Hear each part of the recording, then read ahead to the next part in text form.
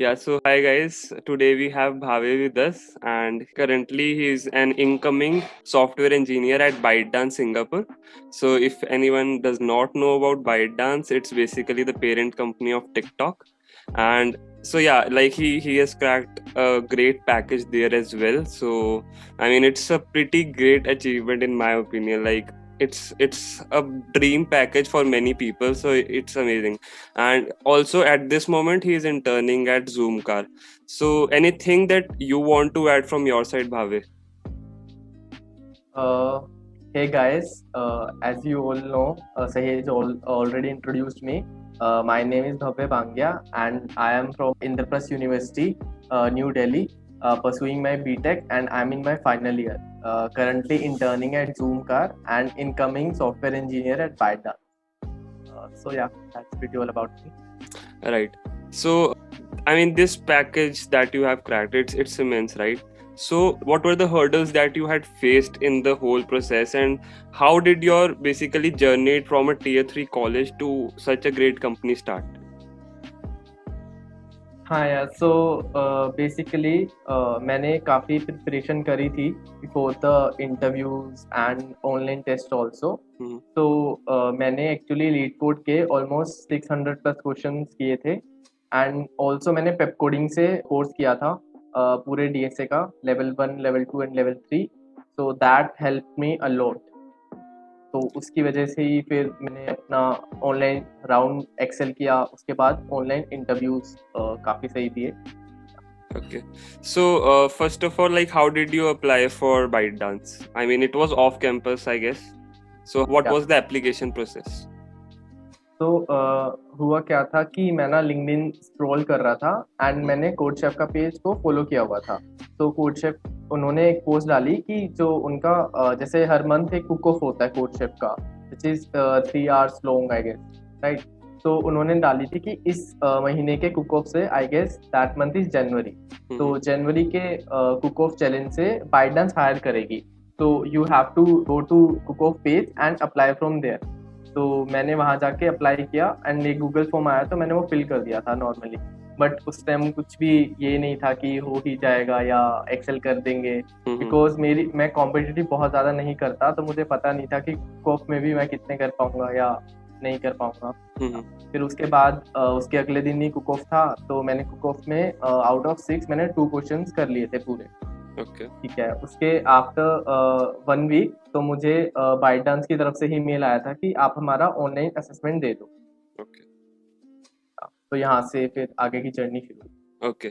So, जो सबसे पहला आपका असेसमेंट था, तो what was it about? Like generally India में it's aptitude test sort of, कि एप्टीट्यूड भी होता है, थोड़ा कोडिंग का मिक्स सा होता है. तो what was it like for you, because ByteDance Singapore branch से है ना?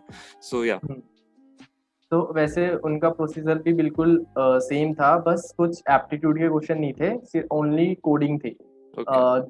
2 आवर्स का टेस्ट था एंड 4 कोडिंग क्वेश्चन थे विच इज 2 थे उसमें थोड़े इजी लेवल के कह सकते हो एंड एक मीडियम का एंड एक हार्ड का Okay. In context of leet code. Right. And like how many questions were you able to solve in them? मैंने सारे चारों के चारों सोल्व कर दिए थे. Okay, with सबके all सारे the test test case pass cases. हो. Okay, great. And then उसके बाद मतलब आपको कितने टाइम बाद मेल आई, and like what was the next procedure? हाँ. उसके अराउंड 2 वीक बाद मुझे बाइटडांस की तरफ से इंटरव्यू का मेल आया कि आपका नेक्स्ट वीक इंटरव्यू शेड्यूल मतलब इंटरव्यू की डेट्स हैं. उन्होंने 3 डेट्स दी थी. मुझे उनमें से कोई एक चूज करनी थी और टाइम भी चूज करना था. तो Okay. फिर मैंने नेक्स्ट वीक का अपने हिसाब से चूज करके उनको मेल भेज दिया था एंड देन उसके बाद फिर मैंने अपनी प्रिपरेशन करी. Hmm. And मतलब उस इंटरव्यू में like what type of questions were you asked? हाँ. तो उस इंटरव्यू में जो फर्स्ट राउंड था उसमें तो मीडियम लीड कोड के क्वेश्चन ही पूछे थे उन्होंने एंड ओनली डीएसए ही पूछा था फर्स्ट राउंड में. Okay. बेसिकली ट्रीज के 2 क्वेश्चन पूछे थे Okay. And after first round मुझे उसी दिन मेल आ गया था कि आपका फर्स्ट राउंड क्लियर हो गया Hmm. एंड आपका सेकेंड राउंड कल है और Okay. टाइम आपको अपने हिसाब से चूज करना था. Okay. Guys, I want to add one more thing. If you want more such experiences on interview, tech related, do follow Sahej channels, and also if you want more IT related content and जो भी आपको सहेज के through पता चल सके, आपको जो भी चाहिए प्लीज कमेंट कर दो और डू फॉलो सहेज चैनल। सो सेकेंड राउंड में फिर मतलब क्या क्वेश्चंस पूछे एंड उसका भी मतलब ब्रीफ। हाँ, तो सेकेंड राउंड में भी सेम था, जो स्टार्टिंग हुई वो डीएसए के क्वेश्चन से हुई, वो भी एक मीडियम क्वेश्चन ही था लीड कोड का। मतलब काइंड ऑफ सेम था, एग्जैक्टली सेम नहीं था, और वो बेसिकली लिंक लिस्ट का क्वेश्चन था, तो वो मैंने कर दिया। एंड उसके बाद वो मेरे प्रोजेक्ट्स का पूछने लगे, तो उन्होंने प्रोजेक्ट्स डिटेल में पूछा, एक प्रोजेक्ट पूछा था, तो फिर उसके बारे में, क्योंकि वो थोड़ा ना डीबीएमएस से रिलेटेड था, तो फिर उन्होंने डीबीएमएस के क्वेश्चंस पूछे थे वहीं से एंड वो भी मैंने बता दिए थे। तो फिर सेकेंड राउंड भी सही गया था, एंड सेकेंड राउंड की भी उसी दिन मेल आ गई थी कि आपका सेकेंड राउंड भी क्लियर है, बट आपका जो थर्ड राउंड है वो एक वीक बाद होगा। तो एक वीक बाद फिर मेरा थर्ड राउंड भी हुआ, एंड थर्ड राउंड में उन्होंने डीएसए से शुरू नहीं किया, उन्होंने बेसिकली कोर कंसेप्ट ज्यादा पूछे। मतलब उन्होंने बेसिकली ओएस से शुरू किया कि हाँ, ओएस के क्वेश्चंस पूछे थे, फिर नेटवर्किंग के क्वेश्चन पूछे थे। तो जब ये हुआ तो फिर उन्होंने मेरे से दोबारा प्रोजेक्ट्स पूछे। मतलब जैसे मैंने 3 प्रोजेक्ट्स डाले हुए थे रिज्यूमे में, तो एक प्रोजेक्ट मेरा सेकेंड राउंड में डिस्कस हुआ एंड एक प्रोजेक्ट मेरा इस राउंड में डिस्कस हुआ, तो उसके रिलेटेड थोड़े क्वेश्चन पूछे उन्होंने। एंड एट द एंड उन्होंने फिर एक डीएसए का भी क्वेश्चन दिया, जो कि सिमिलर लिंक लिस्ट का ही क्वेश्चन था। तो वो भी हो गया था। Okay, and overall like when you talk about questions, तो उसमें जैसे हम अप्रोचेस की बात करते हैं ना कि डिफरेंट अप्रोचेस लगते हैं, लाइक डायनेमिक प्रोग्रामिंग और सिंपल रिकर्जन एंड ऑल। सो मतलब व्हाट डू यू थिंक कि सबसे ज्यादा किस टाइप के क्वेश्चंस पूछे जा रहे थे? Like were they mostly related to DP और समथिंग? तो मतलब उसका कुछ आइडिया दे सको तो। उसका बेसिकली जो ऑनलाइन असेसमेंट हुआ था ना बाइडांस का, उसमें उन्होंने सिर्फ डीपी के क्वेश्चंस पूछे थे, चारों के चारों क्वेश्चंस डीपी के थे। मतलब फर्स्ट क्वेश्चन थोड़ा नॉर्मल था, बट जो नेक्स्ट 3 थे वो तीनों डीपी के ही थे। एंड बट जो उन्होंने इंटरव्यूज में पूछे, उन्होंने arrays, link list, trees and एक ग्राफ का भी पूछा था फोर्थ राउंड। ओके, सो अभी थर्ड राउंड तक बेसिकली डिस्कशन हो गई थी, राइट? सो फोर्थ राउंड मतलब टोटल राउंड्स कितने थे? चार ही राउंड थे। ओके, एंड फाइनल राउंड में फिर आपका कैसे रहा था? फाइनल राउंड में सिमिलरली उन्होंने डीएसए से शुरू किया था। 2 एरेस के क्वेश्चन पूछे थे मीडियम लेवल के, एंड एरेस के बाद फिर उन्होंने नेटवर्किंग के क्वेश्चंस पूछे थे। नेटवर्किंग के बाद उन्होंने फिर एक ग्राफ का क्वेश्चन पूछा था, और उसके बाद एक जीएफजी की पजल पूछी। ओके, सो बेसिकली मतलब they focus more on the DSA part, right? And apparently आपका एचआर राउंड जो स्पेसिफिकली होता है मोस्टली कंपनीज में, आपका एचआर राउंड नहीं हुआ है गेस? हाँ, बाइडांस एचआर राउंड नहीं लेती। ओके, नहीं लेती। या so any special tips from your side जो मतलब स्पेसिफिकली आपने इम्प्लीमेंट किया अपने एंड से, एंड मतलब जो आपको बहुत हेल्प किया जिसने बाइडांस के लिए? तो जैसे मैंने पहले भी बताया था कि मैंने पेप कोडिंग से कोर्स किया था, तो उन्होंने एक क्वेश्चंस की लिस्ट दी थी, तो आई गेस वो लिस्ट उनके पोर्टल पे भी अवेलेबल है, तो वहाँ से भी आप देख सकते हो। एंड उनके क्वेश्चंस वो काफ़ी अच्छे हैं, उनमें लीड कोड के medium plus hard questions mix हैं। एंड ऑल्सो जब मैंने वहाँ से कोर्स कर लिया और ये शीट पूरी कर ली, उसके बाद मैंने अपने तरफ से लीड कोड के रैंडम क्वेश्चंस किए थे। तो उन्होंने भी काफ़ी हेल्प किया, और कोई प्रिपेयर कर रहा है या कि कोई इंटरव्यू देने जा रहा है, तो मैं उसको सजेस्ट करना चाहूँगा कि लीड कोड बेस्ट प्लेटफॉर्म है फॉर द इंटरव्यू, बिकॉज काफ़ी इंटरव्यूज आपको ऐसे मिलेंगे जो कि लीड कोड से डायरेक्ट क्वेश्चन भी पूछ लेते हैं।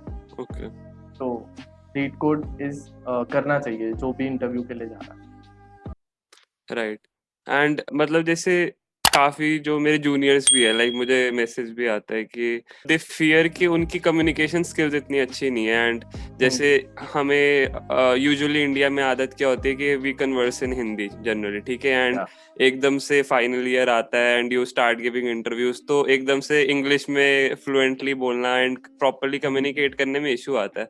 सो did you face some issue like that and how did you improve it? हाँ, एक्चुअली शुरू में मुझे बहुत ज़्यादा इशू था इस चीज़ का, हम्म तो मैंने क्या किया ना कि मैं अपने फ्रेंड के साथ ऐसे ही ज़ूम कॉल या गूगल मीट पे थोड़ा इंग्लिश में हम जैसे पीयर कोडिंग करते थे, तो काइंड ऑफ हम उस टाइम इंग्लिश में ही बात करते थे। हम्म तो हम्म वहाँ से मेरी थोड़ी-थोड़ी इम्प्रूव हुई। हम्म उसके बाद मैंने जैसे 3-4 इंटरव्यूज़ दिए, तो पूरे इंग्लिश में ही दिए। मैंने कोशिश की कि मैं इंग्लिश में ही बात करूँ, तो हम्म वहाँ से हमारी कॉन्फिडेंस बढ़ता है कि हाँ, हम बोल सकते हैं। हम्म तो हाँ, उसने काफ़ी हेल्प की। फिर बाय डांस में क्योंकि बोलना ही इंग्लिश में था, उनको तो हिंदी वैसे भी समझ नहीं आती, तो राइट। वहाँ पे फिर इतना ज़्यादा इश्यू आया। तो वही मतलब मैं भी जूनियर्स को ही बोलता हूँ कि कई बार हमें इन्फीरियोरिटी कॉम्प्लेक्स होता है कि दूसरों को देख हाँ, के ना कि वो अच्छा इंग्लिश बोल रहा है तो मेरे को ऐसा लगता है कि मैं इतना अच्छा नहीं बोल सकता, बट रियलिटी कई बार डिफरेंट होती है कि तुम भी परहैप्स उतना अच्छा बोल सकते हो, तुमने कभी ट्राई नहीं किया या हाँ, तुम्हें मौका नहीं एग्ज़ैक्टली, मिला बोलने का। So exactly. मतलब ये एक चीज है कि तुम प्रोबेबली बोल सकते हो, इट्स जस्ट दैट कि तुमने कभी बोला नहीं है इसलिए तुम्हें ऐसा लगता है हुँ, कि तुम नहीं बोल सकते। सो तुम ऑब्वियसली ये टिप्स भी फॉलो कर सकते हो जो भावे ने दिए कि जब तुम कोडिंग कर रहे हो या फिर अपने जो क्लोज फ्रेंड्स है तो तुम उनके साथ इंग्लिश में कन्वर्स करने की ट्राई कर सकते हो एट टाइम्स, क्योंकि इससे तुम्हारी तो बेटर होगी एंड उसकी फ्रेंड की भी ऑब्वियसली बेटर होगी। एंड डेफिनेटली मतलब कुछ लोग मजाक भी उड़ाएंगे बट तुम्हें ये देखना है कि तुम्हारा फायदा हो रहा है इस चीज से, तो लोगों को मजाक उड़ाना तो उड़ाने दो, बिकॉज कम्युनिकेशन स्किल्स डेफिनेटली एक मेरे ख्याल से इम्पोर्टेंट फैक्टर होता है जब तुम इंटरव्यूज में बैठते हो मेरे हिसाब से। सो बिल्कुल। Yes and and I want to add one more thing, अगर इफ पॉसिबल तो डू पीयर कोडिंग। ये राइट। आपकी बहुत ज़्यादा हेल्प करती है, बिकॉज़ अगर आप पीयर कोडिंग करते हो ना, तो आपको असली में पता चलता है कि आपको जो चीज़ समझानी है वो हो कैसे रही है। क्योंकि अगर आपने समझ ली तो ठीक है, मुझे समझ तो आ गया, हम्म बट जब तक आप सामने वाले को नहीं समझाओगे, हम्म तो हो सकता है कोई ना कोई कंसेप्ट लैग हो रहा हो, आपको उस टाइम पता चले। तो हम्म इस चीज़ ने भी बहुत ज़्यादा हेल्प करी मुझे, क्योंकि इवेंचुअली जब आपको इंटरव्यू में जाना है, तो आपको समझाना ही है सामने वाले को कि आप क्या सोच रहे एग्जैक्टली। हो या फिर कोड कैसे चल रहा है, तो हम्म ये पीयर कोडिंग भी काफ़ी ज़्यादा हेल्प करती है। हम्म। तो जस्ट इन केस कोई फर्स्ट सेकंड ईयर का बंदा देख रहा है, उसे एग्जैक्टली पीयर कोडिंग नहीं पता, तो एक बहुत वन लाइनर या टू लाइनर डिस्क्रिप्शन दे दो कि एग्जैक्टली पीयर कोडिंग है क्या।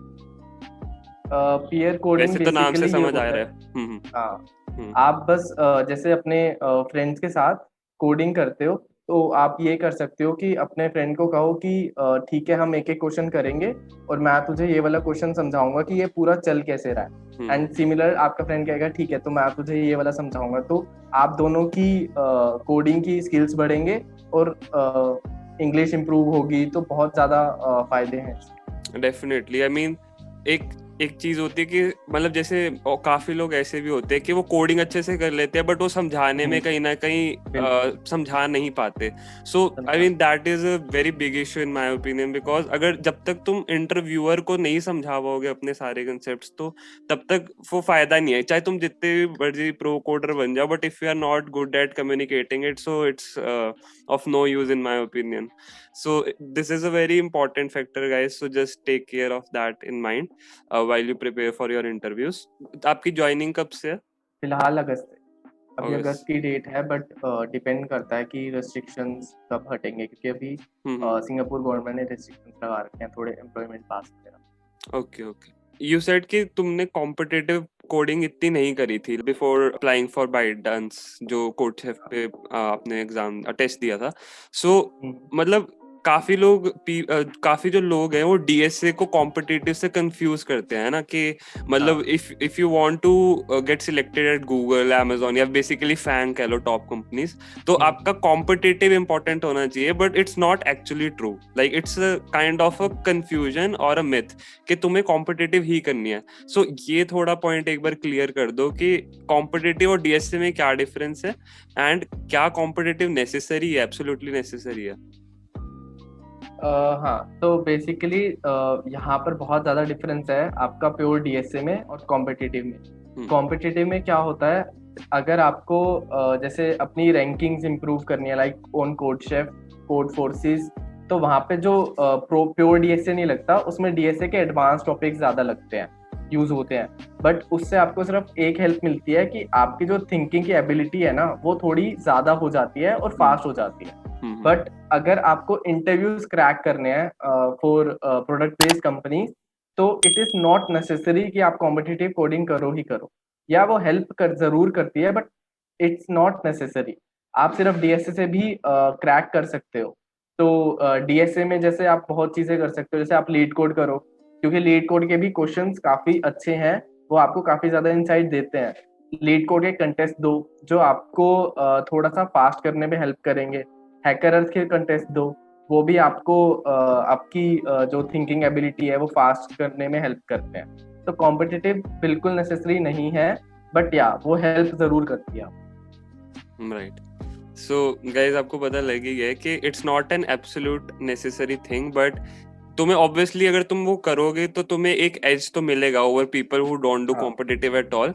But yeah it's not necessary, and if you face issues कि मतलब तुम्हें डीएसए के क्वेश्चंस नॉर बेसिक हो रहे हैं एंड तुम कॉम्पिटिटिव में फंस रहे हो, तो मतलब ऐसे बुरा मत फील करो कि कॉम्पिटिटिव नहीं कर पा रहे तो कोई अच्छी कंपनी क्रैक नहीं होगी। क्रैक डेफिनेटली हो सकती है। इट्स जस्ट दैट कि जो आता है उसमें अच्छे से तुम क्वेश्चंस कर पा रहे हो या नहीं, एंड जितना लेवल आता है धीरे धीरे gradually may be level up कर सकते हो। एंड ऐसे मतलब उदास होने की बिल्कुल जरूरत नहीं है कि कॉम्पिटिटिव नहीं हो रही तो अच्छी कंपनी नहीं होगी। सो डेफिनेटली लाइक भावे इतना ज्यादा कॉम्पिटिटिव नहीं करते थे, but still he cracked ByteDance, so it's a great thing man. So या